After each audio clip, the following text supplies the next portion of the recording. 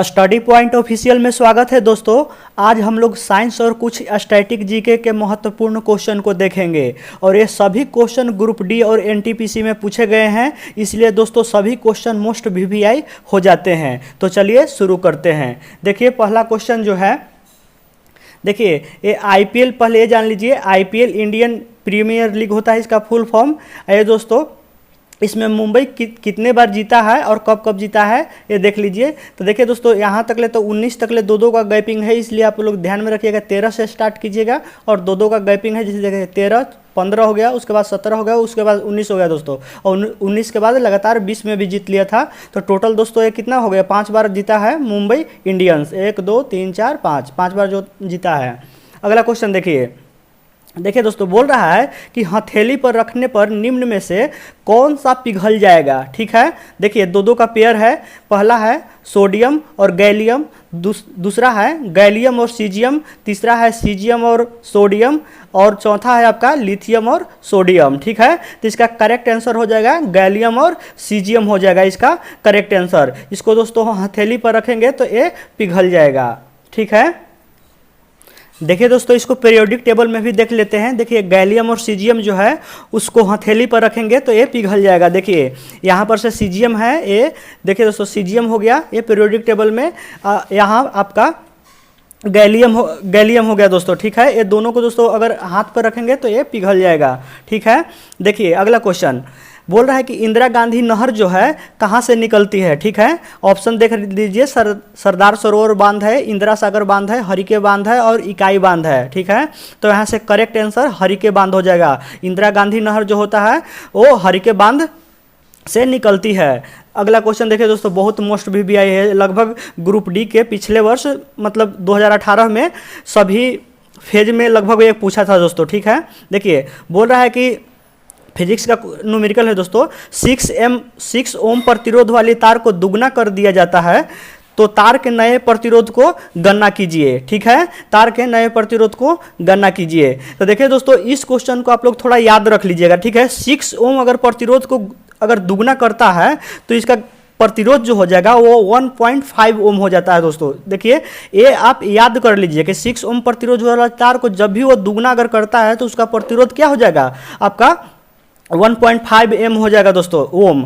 और देखिए दोस्तों अगला जैसे मान लीजिए कुछ भी अगर पूछ दे 9 ओम चाहे 11 ओम प्रतिरोध को दुगना करेंगे तो क्या हो जाएगा उसका प्रतिरोध। तो दोस्तों आगे हम क्वेश्चन को इसको बताएंगे दोस्तों, अब इसका यूज करेंगे दोस्तों, क्योंकि 6 को ओम में क्या होगा, दुगना करेंगे तो 1.5 एम अति ओम बनेगा। तो इसलिए अगर जो भी रहेगा उसको निकालेंगे। देख लीजिए,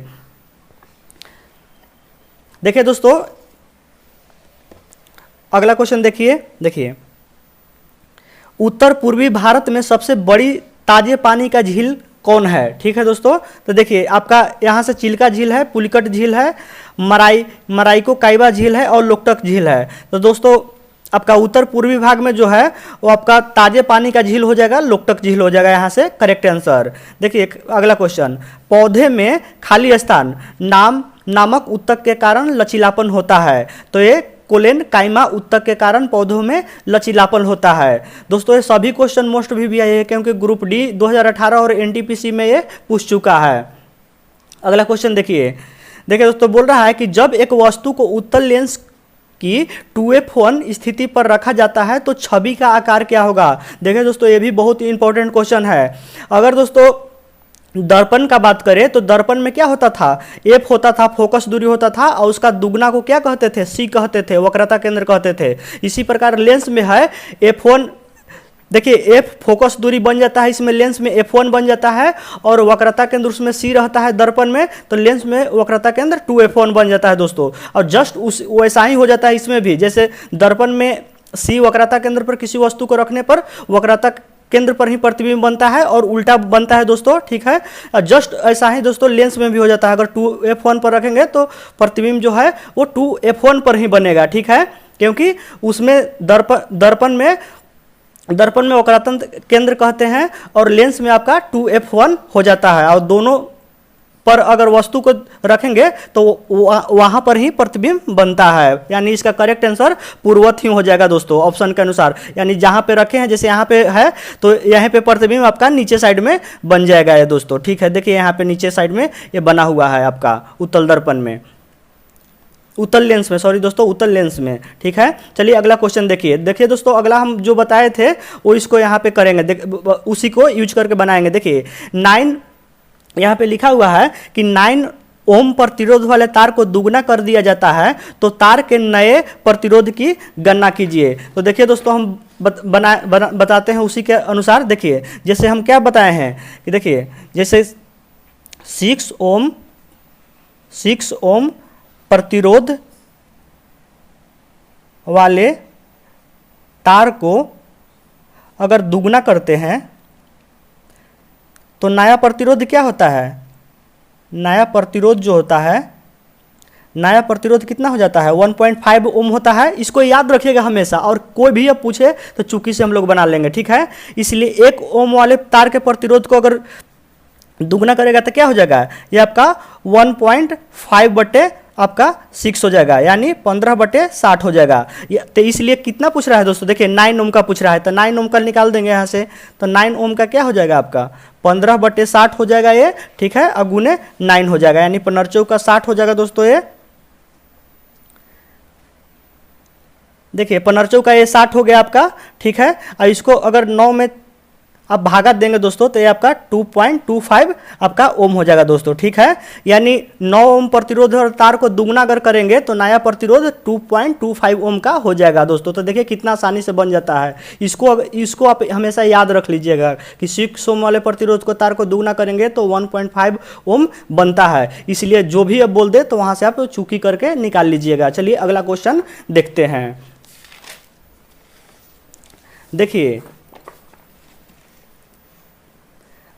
देखिए दोस्त बोल रहा है कि लिफ्ट में व्यक्ति का भार तब अधिक हो जाता है जबकि लिफ्ट, देखिए पहला ऑप्शन है एक समान वेग से ऊपर जा रही हो, एक समान वेग से नीचे जा रही हो, ऊपर की ओर त्वरण से गमन करे, नीचे की ओर त्वरण से गमन करे। तो देखिए दोस्तों भार तब अधिक होता है जब लिफ्ट जो होता है ऊपर की ओर जो दोस्तों एक समान त्वरण से गमन करता है। लिफ्ट जो होता है ऊपर की ओर एक समान त्वरण से गमन करेगा तो उसका भार जो होगा अधिकतम होगा, ठीक है। अगला क्वेश्चन देखिए दोस्तों बोल रहा है कि पुल्ली कल्ली भारत के किस राज्य के लोक नृत्य शैली है। पुल्ली कल्ली तो ये दोस्तों केरल का आपका नृत्य है दोस्तों, ठीक है। और कथकली भी जो है वो केरल का ही नृत्य है। अगला देखिए सल्तनत काल के दौरान भूमि वितरण और प्रशासनिक प्रणाली का एक अद्भुत प्रकार विकसित हुआ था जिसे ... कहा गया। क्या कहा गया दोस्तों, सल्तनत काल के दौरान भूमि वितरण और प्रशासनिक प्रणाली का एक अद्भुत प्रकार विकसित को क्या कहा गया, तो आपका इक्तादारी कहा गया था दोस्तों। इक्तादारी यहां से करेक्ट आंसर हो जाएगा, ठीक है। अगला क्वेश्चन देखिए बुल और बियर शब्द खाली स्थान में उपयोग किए जाते हैं। तो बुल और बियर दोस्तों शेयर बाजार में आपका उपयोग किया जाता है। ये दोस्तों बहुत इंपॉर्टेंट क्वेश्चन है, ठीक है। आपका शेयर बाजार में बुल और बियर शब्द जो है उपयोग किया जाता है। अगला क्वेश्चन देखिए दोस्तों ये भी क्वेश्चन ग्रुप डी में बहुत रिपीट किया है दोस्तों, ये सभी फेज में और लगभग दोस्तों सभी शिफ्ट में भी ये रिपीट किया है, ठीक है। क्योंकि दोस्तों हम उसका सेट बनाए थे तो लगभग सभी में रिपीट किया था। देखिए दोस्तों 1 बिलियन में पानी का 320 ग्राम मात्रा में 36 ग्राम लवण है, ठीक है। तो द्रव्यमान प्रतिशत के अनुसार द्रव्यमान के संदर्भ में बिलियन का सांद्रता कितनी होगी। देखिए दोस्तों सभी में केवल डिजिट ही चेंज था, बाकी क्वेश्चन ऐसे ही था। तो देखिए इसको कैसे बनाएंगे, क्या लिख रहा है दोस्तों कि द्रव्यमान के संदर्भ में बिलियन का सांद्रता कितनी है। तो सांद्रता बराबर हो जाता है दोस्तों, देखिए ये छोटा वाला 36 बटे ये दोनों ऐड हो जाता है। ध्यान दीजिएगा दोस्तों, छोटा वाला 36 बटे दोनों को ऐड कर लीजिएगा और 100 से मल्टीपल कर लीजिएगा दोस्तों, वही आपका आंसर हो जाएगा। आपका 36 बटे 356 गुने 100 हो जाएगा दोस्तों, तो 10.11 यहां से करेक्ट आंसर हो जाएगा, ठीक है। देखिए दोस्तों ये स्तनपाइयों में खाली स्थान, देखिए दोस्तों इस टाइप के भी बहुत प्रश्न रिपीट किए हैं, ठीक है, बहुत सारे। देखिए स्तनपाइयों में पहला देखिए सल के साथ शुष्क और ग्रंथि विहीन त्वचा होती है, पंखों के साथ शुष्क और ग्रंथि विहीन त्वचा होती है, बालों के साथ ग्रंथि वाली त्वचा होती है और पंखों के साथ शुष्क और ग्रंथि वाली त्वचा होती है। तो यहाँ से क्या करेक्ट आंसर हो जाएगा दोस्तों, बालों के साथ ग्रंथि वाली त्वचा होती है, इसका करेक्ट आंसर हो जाएगा। स्तनपाइयों में बालों के साथ ग्रंथि वाली त्वचा होती है, तो ये करेक्ट आंसर आपका हो जाएगा। अगला देखिए क्वेश्चन, भारत का उच्चतम निर्विवादित चोटी कौन सी है? तो दोस्तों भारत का उच्चतम निर्विवादित चोटी जो है वो कंचनजंगा है दोस्तों। और अगर भारत का सबसे ऊंचा चोटी की बात बोले तो केटू हो जाता है, केटू, और उसी को गाडविन स्टिच बोलते हैं दोस्तों, गाडविन स्टिच उसी को बोलते हैं। देखिए दोस्तों यहाँ से ये भी क्वेश्चन बहुत इंपॉर्टेंट, देखिए पूछ रहा है कि किलिमंजारो जो है, पूछ देता है दोस्तों कि किलिमंजारो कहाँ का है, ठीक है दोस्तों, कहाँ में है? तो देखिए दोस्तों किलिमंजारो जो है वो तंजानिया अफ्रीका में पड़ता है दोस्तों, किलिमंजारो जो है तंजानिया अफ्रीका में पड़ता है। एक ग्रुप डी में जो दोस्तों ये फर्स्ट दिन ही फर्स्ट शिफ्ट का क्वेश्चन है कि किलिमंजारो जो है कहाँ में, किस मतलब देश में है दोस्तों, ठीक है। तो वहाँ से तंजानिया करेक्ट आंसर हो जाएगा जो अफ्रीका में है। अगला क्वेश्चन देखिए, देखिए दोस्तों बोल रहा है कि किस वृक्ष के नीचे रानी माया देवी ने गौतम बुद्ध को जन्म दिया था, ठीक है। तो आपका यहाँ से साल का वृक्ष करेक्ट आंसर हो जाएगा। देखिए दोस्तों पीपल के वृक्ष जो था वहाँ पे तो दोस्तों इनको ज्ञान की प्राप्ति हुआ था दोस्तों, लेकिन बोल रहा है कि गौतम बुद्ध को जन्म दिया था कहाँ पे, तो ये साल वृक्ष के नीचे जन्म इनका हुआ था। ये भी ग्रुप डी में ही पूछा हुआ है क्वेश्चन। अगला क्वेश्चन देखिए, निम्नलिखित में से कौन सा अनुमस्तिष्क के लिए सही नहीं है, ठीक है। तो देखिए दोस्तों यहाँ से आपका यह बोलने, देखने, सूंघने, स्वाद लेने, सुनने, बुद्धिमत्ता इत्यादि के लिए होता है। ये अनुमस्तिष्क के लिए बोला है कि सही नहीं है, तो ये दोस्तों आपका सही नहीं है। यह बोलने, देखने, सूंघने, स्वाद लेने, सुनने, बुद्धिमत्ता इत्यादि के लिए प्रयोग नहीं होता है दोस्तों। तो यहाँ से ये आपका सही नहीं है। बाकी जो दोस्तों है ये सब सही है कि यह मस्तिष्क के, अनुमस्तिष्क के बारे में दोस्तों बोल रहा है कि कौन सा सही नहीं है, तो ये अनुमस्तिष्क के बारे में तीनों सही है दोस्तों, कि यह मस्तिष्क के बाद पश्च क्षेत्र में स्थित है, यह शरीर को संतुलन बनाए रखता है दोस्तों, यह पश्च मस्तिष्क का एक भाग होता है। अनुमस्तिष्क के बारे में दोस्तों ये तीनों सही है, ये आपका बी गलत है दोस्तों। देखिए अगला क्वेश्चन, राष्ट्रीय युद्ध स्मारक का निर्माण करने का प्रस्ताव है। तो राष्ट्रीय युद्ध निर्माण करने का प्रस्ताव जो है वो कहाँ में है दोस्तों? तो देखिए यहाँ से नई दिल्ली आपका करेक्ट आंसर हो जाएगा, ठीक है दोस्तों, यहाँ से नई दिल्ली आपका करेक्ट आंसर हो जाएगा। देखिए अगला देखिए, CO2 में C और O2 द्रव्यमान वाले अनुपात क्या होगा? ये भी दोस्तों बहुत रिपीट किया है दोस्तों टाइप, ठीक है। देखिए पढ़ लीजिए एक बार फिर से, CO2 में C और O2 द्रव्यमान द्वारा अनुपात खाली स्थान में मौजूदा है, ठीक है। तो देखिए C में क्या हो जाएगा दोस्तों, C का परमाणु संख्या जो होता है 6 होता है कार्बन का, तो इसका परमाणु द्रव्यमान कितना हो जाएगा आपका 12 हो जाएगा। और ऑक्सीजन का कितना होता है 8 होता है परमाणु संख्या, तो इसका द्रव्यमान संख्या 8 दूनी 16 हो जाएगा। तो 16 हो जाएगा दोस्तों, तो 1 गो का हो जाएगा ना, तो 2 गो है तो 2 से गुना कर दीजिए तो आपका 32 हो जाएगा। तो आपका क्या हो जाएगा 12/32 इसका हो जाएगा दोस्तों। तो 4 से काटिएगा तो 4 तियारी 12 और 4 8 32, यानी 3/8 आपका करेक्ट आंसर हो जाएगा। देखिए अगला क्वेश्चन दोस्तों बहुत इंपॉर्टेंट है दोस्तों। देखिए यदि किसी नमक का pH मान 14 है तो वह नमक होगा। दोस्तों देखिए pH मान अगर 7 से अधिक होता है तो क्या होता है दोस्तों, वह क्षारीय होता है, ठीक है। तो जितना ही दोस्तों 7 से ज़्यादा अधिक होगा उतना ही क्या होगा दोस्तों, ज़्यादा क्षार होगा, यानी सशक्त बेस हो जाएगा, ठीक है दोस्तों। जितना अधिक 7 से ज़्यादा रहेगा, यानी pH मान तो 14 तक ही होता है दोस्तों, ठीक है। लेकिन दोस्तों ये लास्टली दे दिया है कि 14 है, तो क्या हो जाएगा दोस्तों, सबसे सशक्त बेस हो जाएगा, यानी क्षार बहुत मजबूत हो जाएगा, ठीक है। जितना ही क्षार मजबूत होगा उतना ही कमजोर क्या हो जाएगा, एसिड हो जाएगा, ठीक है। जितना क्षार मजबूत होगा उतना ही कमजोर आपका एसिड हो जाएगा। तो यहाँ से सी आपका करेक्ट आंसर हो जाएगा, ठीक है। अगला क्वेश्चन देखिए दोस्तों,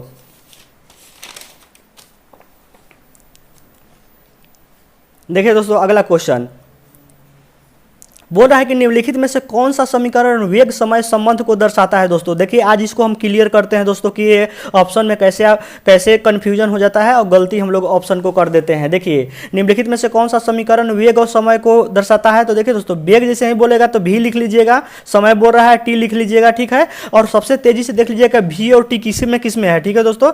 तो देखिए इसमें v t है तो ये ऑप्शन हो सकता है, और डी है, भी और टी इसमें भी है तो ए ऑप्शन हो सकता है। बाकी भी और टी किसी इसमें टी है लेकिन भी नहीं है, इसमें भी है लेकिन टी नहीं है दोस्तों, ठीक है। तो आप ए और डी में हमको छांटना है दोस्तों कि कौन होगा। देखिए दोस्तों ए क्यों नहीं होगा, देखिए जब किसी वस्तु को ऊपर फेंकते हैं दोस्तों, ठीक है, तो जैसे मान लीजिए कि ग्रेविटेशनल फोर्स के मतलब निगेटिव में फेंकते हैं, ठीक है, ऊपर की ओर फेंक रहे हैं तो क्या फेंकते हैं, निगेटिव में फेंकते हैं, ठीक है। यानी जी आपका क्या होता है, मतलब वहाँ पे गुरुत्वीय त्वरण जो होगा वो आपका निगेटिव में हो जाएगा, तो ये आपका नहीं होगा दोस्तों, निगेटिव वाला आंसर नहीं होगा, आपका पॉजिटिव वाला आंसर हमेशा होता है वेग समय में, ठीक है। तो v बराबर u प्लस ए टी आपका करेक्ट आंसर होगा, निगेटिव वाला ऑप्शन नहीं होगा दोस्तों। देखिए दोस्तों ऑप्शन में फर्स्ट ही में रहता है कि दोस्तों मार दें आप गलती हो जाएगा दोस्तों, ठीक है। तो आप लोग ध्यान दीजिएगा दोस्तों, यहाँ से पॉजिटिव वाला मारिएगा, वही आपका करेक्ट आंसर होगा, ठीक है। अगला क्वेश्चन देखिए बोला है कि स्वतंत्र रूप से लटकती किसी वस्तु को गुरुत्वीय केंद्र जो है कहाँ स्थित होता है। ऑप्शन देख लीजिए, लटकाव बिंदु के ठीक नीचे, वस्तु के केंद्र पर, वस्तु के केंद्र के नीचे, जमीन पर। तो देखिए दोस्तों लटकाव बिंदु के ठीक नीचे होता है। फिर से देख लीजिए दोस्तों क्वेश्चन, स्वतंत्र रूप से लटकती किसी वस्तु का गुरुत्वीय केंद्र कहाँ पे होती है, तो लटकाव बिंदु के ठीक नीचे उसका गुरुत्वीय केंद्र होता है दोस्तों। तो आपका करेक्ट आंसर हो जाएगा। देख लीजिए दोस्तों ऑप्शन किस टाइप के देता है दोस्तों, तो ये आपका करेक्ट आंसर हो जाएगा, लटकाव बिंदु के ठीक नीचे। देखिए दोस्तों आपका दिया हुआ है कि ऑक्सीजन, सल्फर और स्कैंडियम होता है दोस्तों। देखिए Sc से स्कैंडियम तत्वों के परमाणु आकारों का सही क्रम क्या है, ठीक है, परमाणु आकारों का। तो देखिए दोस्तों आपका देखिए जिसका दोस्तों सबसे ज़्यादा परमाणु संख्या होगा उसका सबसे दोस्तों यहाँ पे ज़्यादा आपका क्या होगा, आपका परमाणु आकार ज़्यादा होगा दोस्तों, ठीक है। तो देखिए सबसे इसका स्कैंडियम का होता है तो Sc हो गया दोस्तों, उसके बाद क्या हो जाएगा आपका सल्फर का हो जाएगा, उसके बाद आपका ऑक्सीजन हो जाएगा दोस्तों, करेक्ट आंसर, ठीक है। तो आपका Sc, S और O हो जाएगा यहाँ से करेक्ट आंसर, ठीक है। अगला क्वेश्चन देखिए दोस्तों इसके बारे में कुछ लिखा हुआ है। देखिए आवर्त में बाएं से दाएं जाने पर दोस्तों, देखिए यहाँ से आवर्त में बाएं से दाएं जाने पर परमाणु त्रिज्या या परमाणु का आकार घटता है। देखिए दोस्तों यहाँ पे आवर्त में जो है, देखिए इधर से अगर इधर जाते हैं दोस्तों तो क्या होता है, परमाणु आकार जो होता है आपका परमाणु त्रिज्या और परमाणु आकार दोनों जो होता है दोस्तों, इधर से बाएं साइड से इधर जाने पे आपका घटता है दोस्तों, ठीक है, परमाणु त्रिज्या घटता है। और वर्ग में दोस्तों ऊपर से नीचे आएंगे ना तो यही चीज आपका बढ़ता है, वही दोस्तों देखिए यहाँ पे लिखा हुआ है वर्ग, यानी ये रो को वर्ग बोलते हैं दोस्तों, ये आपका क्षैतिज को आवर्त बोलते हैं, ठीक है।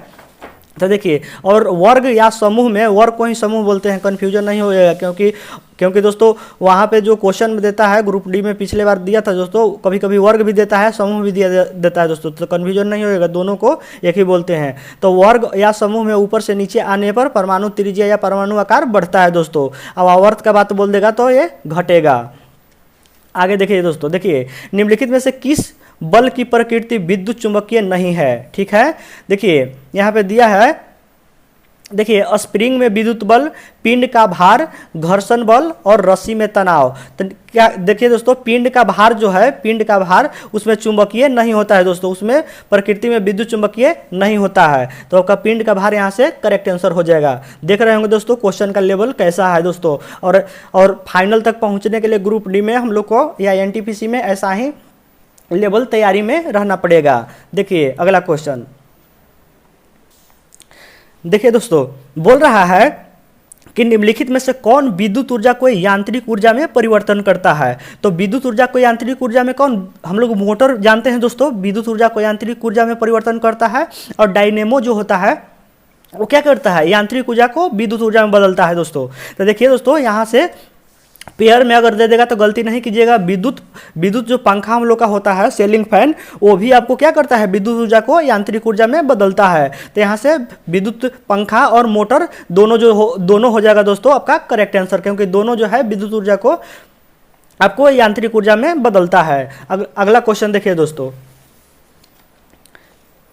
देखिए दोस्तों कभी कभी इंग्लिश में भी दे देता है एग्जाम में, ब्रास दे देता है और ब्रॉन्ज दे देता है, ठीक है, कन्फ्यूजन हो जाते हैं, थोड़ा सा ध्यान में रखिएगा दोस्तों। पीतल को ही इंग्लिश में ब्रास बोलते हैं और कांसा को इंग्लिश में ब्रॉन्ज बोलते हैं, ठीक है। ब्रास और ब्रॉन्ज में कन्फ्यूजन नहीं हो जाएगा दोस्तों एग्जाम में, क्योंकि एग्जाम में कभी कभी पीतल और कांसा ना देके ब्रास और ब्रॉन्ज दे देता है, और वहाँ से कन्फ्यूजन से गलती हम लोग आंसर मार देते हैं, इसलिए आप लोग ध्यान में रखिएगा। देखिए ब्रास तो होता है कॉपर जिंक का मिश्रण होता है, और ब्रॉन्ज जो होता है कांसा वो कॉपर और टिन का मिश्रण होता है। तो आप लोग याद रखिएगा दोस्तों यहाँ से, ठीक है।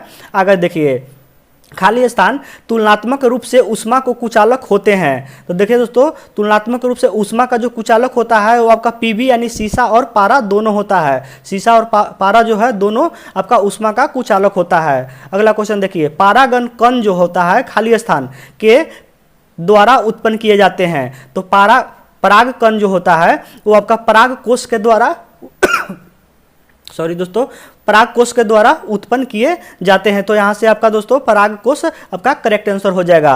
अगला क्वेश्चन देखिए, किस प्रकार के ऊतक नारियल का मूसी बनाता है। तो देखिए दोस्तों, नारियल का मूसी बनाता है या बहुत हार्ड जो रहता है दोस्तों वो आपका स्क्लेरेन काइमा के अंतर्गत आता है। तो स्क्लेरेन काइमेट्स फाइबर आपका करेक्ट आंसर हो जाएगा दोस्तों। स्क्लेरेनकाइमा ऊतक जो होता है उसमें नारियल का जैसे ही आपको दे दोस्तों कि नारियल के जैसा उसमें मजबूत कौन होता है, तो आपका स्क्लेरेनकाइमा ऊतक वहां से करेक्ट आंसर हो जाएगा। तो एक बात देख लीजिए फिर से दोस्तों, किस प्रकार का ऊतक नारियल के मूसी बनाता है, तो आपका स्क्लेरेनकाइमा ऊतक आपका करेक्ट आंसर हो जाएगा। देखिए अगला क्वेश्चन, मुंबई के स्लम में रहने वाले 14 वर्षीय युवा क्रिकेट खिलाड़ी अरविंद अडिगा की, देखिए दोस्तों ये बहुत सारे बुक भी लिखे हैं। अरविंद अडिगा की 2017 की पुस्तक का पहचान करें। अरविंद अडिगा जो है 2017 में कौन सा बुक लिखे थे दोस्तों, तो आपका सिलेक्शन डे लिखे थे। आपका सिलेक्शन डे करेक्ट आंसर हो जाएगा। तो यहाँ से ये आपका हो जाएगा दोस्तों। देखिए अगला क्वेश्चन, देखिए दोस्तों ये भी टाइप का बहुत क्वेश्चन पूछता है दोस्तों कि 1 कूलम बटे 1 मतलब 1 सेकेंड बराबर क्या होगा। ठीक है दोस्तों, तो जैसे ही ऐसे दे तो आप लोग फार्मूला देखिएगा दोस्तों कि कूलम्ब एम्पियर और समय का किस में फार्मूला बनता है दोस्तों। तो देखिए दोस्तों, Q बराबर IT होता है। ठीक है, तो Q क्या होता है आपका कूलम्ब होता है, I आपका धारा हो गया, यानी इसको SI यूनिट एम्पियर होता है, आपका समय होगा दोस्तों। तो आपको पहचान में आ गया होगा कि हाँ इसी में से ये किया हुआ है। तो देख लीजिए कूलम्ब है, बटे समय को लिख लीजिए। देखिए कूलम्ब अब बटे समय लिख लिए, अब बराबर क्या आता है दोस्तों, एम्पियर आता है। तो देखिए कूलम्ब बटे समय